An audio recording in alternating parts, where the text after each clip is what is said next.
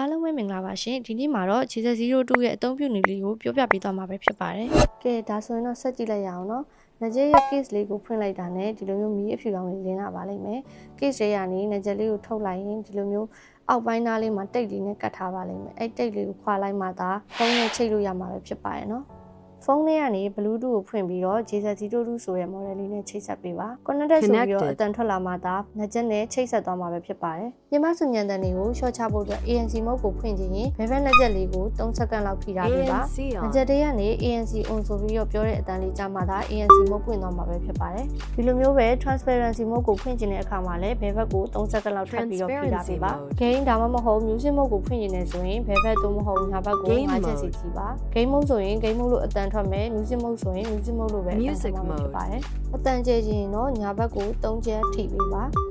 အတန်တိုးကျင်နေဆိုရင်တော့ဘယ်ဘက်ကို3ချက်ထိပေးပါခေါ်စီဗီကိုဖွင့်ကျင်နေဆိုရင်တော့ညာဘက်ကို3စက္ကန့်ခန့်ဖိထားပေးပါ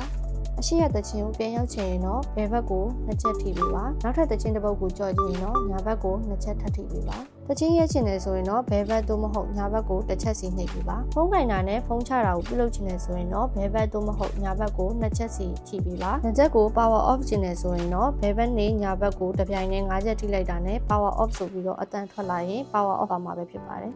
ဖုန်းနဲ့ချိတ်ပြီးတော့ Bluetooth ကိုပြန်ဖြုတ်မယ်ဆိုရင်တော့ဒီလိုမျိုးငကြက်လေးနှစ်ဖက်ကမီးလေးမိတ်တုံလေးနေမှာပဲဖြစ်ပါတယ်။အားသွင်းမယ်ဆိုရင်တော့ဒီလိုမျိုးမီးလေးကအစိမ်းအောင်မိတ်တုံလေးနေမှာပဲဖြစ်ပါတယ်။အားပြည့်သွားပြီဆိုရင်တော့အစိမ်းအောင်မီးလေးကငြိမ်သွားမှာပဲဖြစ်ပါတယ်။ဒါဆိုရင်တော့နောက် product တွေရဲ့အသုံးပြုနည်းတွေကိုလည်းမျှဝေပေးသွားမှာဖြစ်လို့ channel လေးကို subscribe လုပ်ဖို့မမေ့ခင်